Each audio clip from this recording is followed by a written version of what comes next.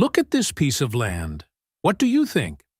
In just 60 days, I turned it from a hard, stubborn patch of dirt into a lush green garden without spending a single penny on fertilizer. The secret lies right in your trash bin. Something everyone is wasting: cardboard boxes.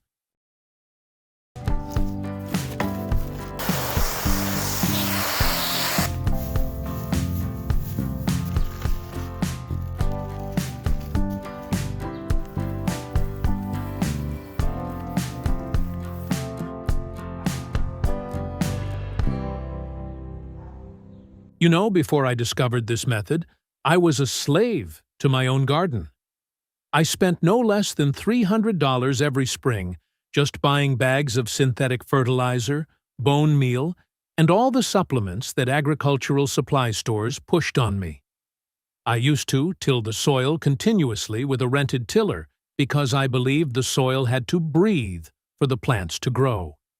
But what was the result? After 3 months, the soil was as compacted as a brick, and the weeds grew back as if they were celebrating my tilling efforts. That was when I realized a bitter truth. We are waging war on our own garden. Every time you drive a spade into the ground and turn it over, you are triggering a nuclear explosion in the microbial city beneath. You are tearing apart fungal networks, the soil's communication system, and exposing sensitive bacteria to the harsh, scorching sun. Our problem isn't that the plants lack fertilizer, it's that we have destroyed the soil's operating system. When I started switching to this lazy gardening mindset, everything changed completely. Look at these numbers. A healthy garden can contain up to 10 billion bacteria in every teaspoon of soil. You don't need to buy them at the store. You just need to create an environment where they can thrive on their own. Cardboard, which you throw into the recycling bin every week, is the only energy you need. In the world of soil biology, cardboard is a highly dense source of cellulose and lignin. While grass clippings or kitchen scraps only provide a quick hit of nitrogen, like drinking a can of soda, cardboard is a long-lasting energy bar that provides stable carbon to keep the microbial system active for 6 to 8 months straight. That is the difference between an instant garden and a self-sufficient garden. Troubleshooting and the science behind it. I know what you're thinking. But doesn't cardboard have chemicals? Will it harm my plants? That's a fair question from a conscientious gardener. Let me clarify. Corrugated brown cardboard is the gold standard. They use starch-based glues and soy-based inks. As long as you don't use cardboard with a glossy coating, usually heavy-duty boxes for electronics, which have plastic or wax layers to prevent water penetration, it is perfectly safe. Remember the golden rule: remove all plastic tape and metal staples. It's 10 minutes of hard work, but it will pay you back with absolute peace of mind for the next 2 years. And then there's the fear of termites, right?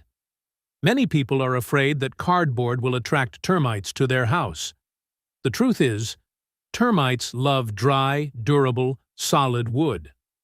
They would never choose a piece of cardboard that is rotting, waterlogged, and covered by millions of earthworms to build a nest. Our cardboard, when placed under moist soil, becomes a 5-star hotel for earthworms. When the humidity reaches 60 to 70%, the ideal level for humus, the cardboard becomes mushy. Termites will leave immediately because they can't find the wood structure they need to build a colony. A small study from an agricultural university showed that using organic mulching with cardboard can keep soil moisture 40% higher than bare soil during a dry summer. What does that mean? You don't need to water every morning. You've saved thousands of gallons of water every year, a number that isn't small if you look at your water bill in August. The soil lasagna. Practical process. Now, let's get to work. No empty theory.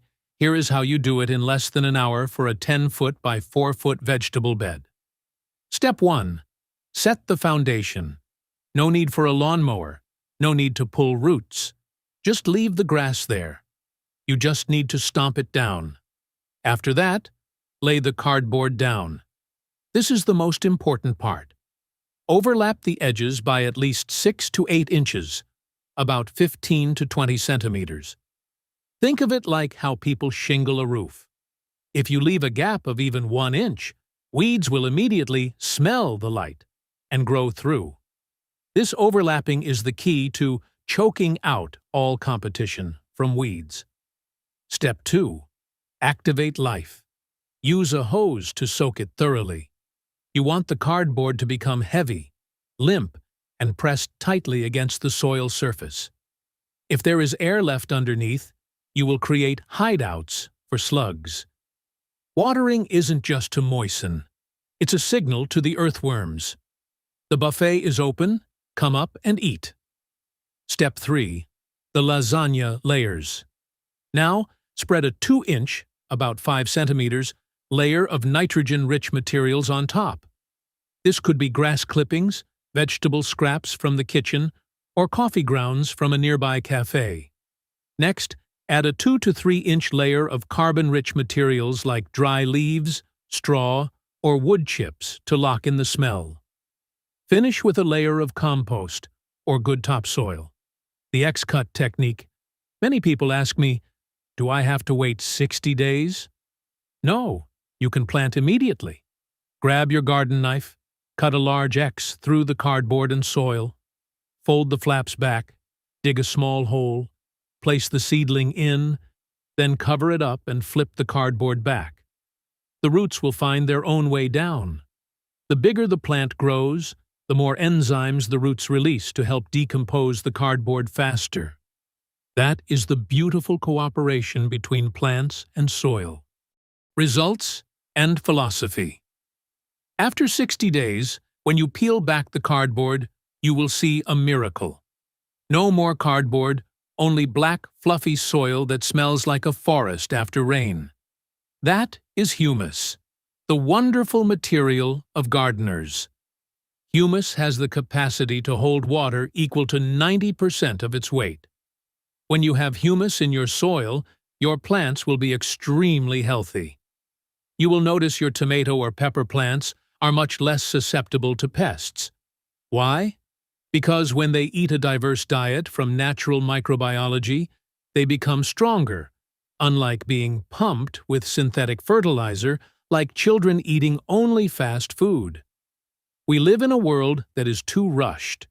We want instant results, quick herbicides, quick fertilizers, but the soil doesn't run on high-speed internet. The soil runs on the heartbeat of the seasons. When you recycle a cardboard box this way, you aren't just growing vegetables. You are building a legacy.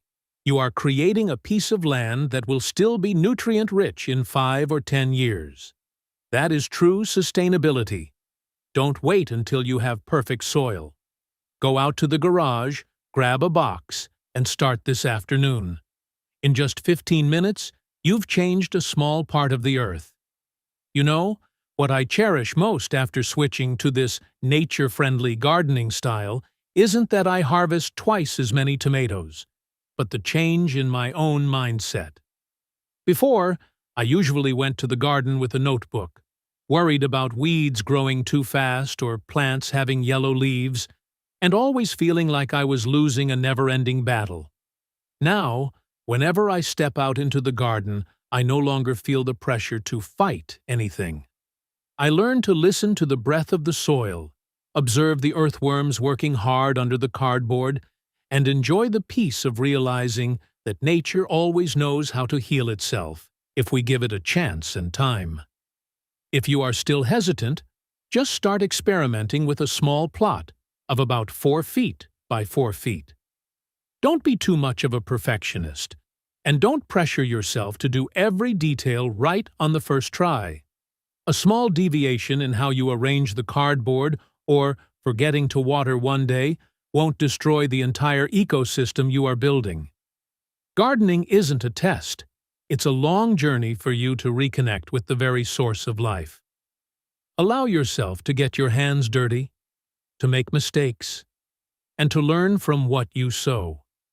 I believe that when you see the first sprouts rising from the dark, fluffy humus that you created with your own hands, you will never want to go back to those expensive and exhausting old ways again.